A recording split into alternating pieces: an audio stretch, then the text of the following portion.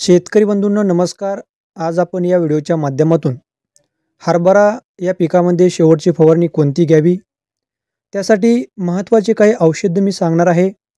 ज्या फवारणीमुळे हरभरा पिकाच्या घाट्या अवस्थेत घाटे पोषण्यासाठी खूप मोठी मदत होणार आहे. त्यामुळे नक्कीच मित्रांनो, जर तुम्ही हरभरा उत्पादक शेतकरी असाल तर हा व्हिडिओ शेवटपर्यंत बघा. आवडला तर लाईक आणि चॅनलला सबस्क्राईब नक्की करा. मित्रांनो, साधारण आपल्या हरभरा पिकामध्ये 60 ते 70% घाटे लागल्यानंतर आणि साधारण 20 ते 25% फुल अवस्था सुरू असते.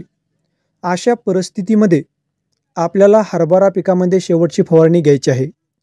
म्हणजे मित्रांनो, तुमची तिसरी फवारणी असू शकते.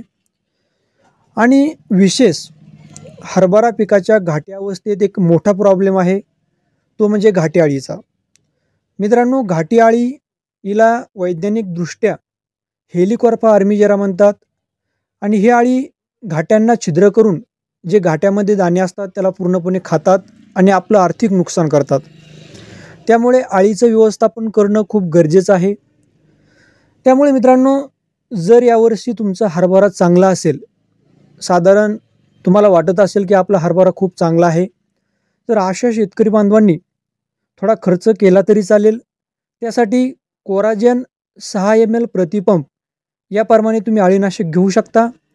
आणि जर तुम्हाला हरभरा थोडा व्यवस्थित वाटत नसेल तर अशा परिस्थितीमध्ये तुम्ही कमी खर्चामध्ये सुद्धा इमामेक्टिन बेंझोएटचा वापर करून देखील अळीचं नियंत्रण करू शकता.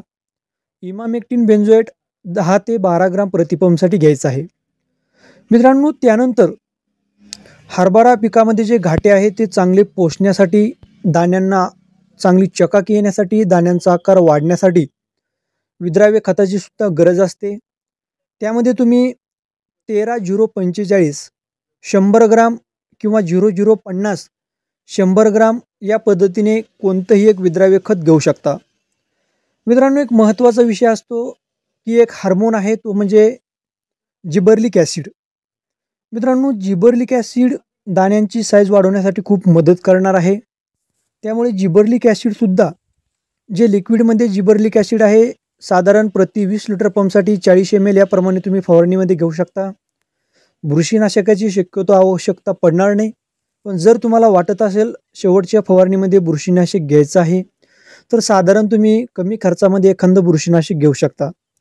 तर अशा पद्धतीने जर तुम्ही शेवटची फवारणी केली तर चांगला फायदा होईल.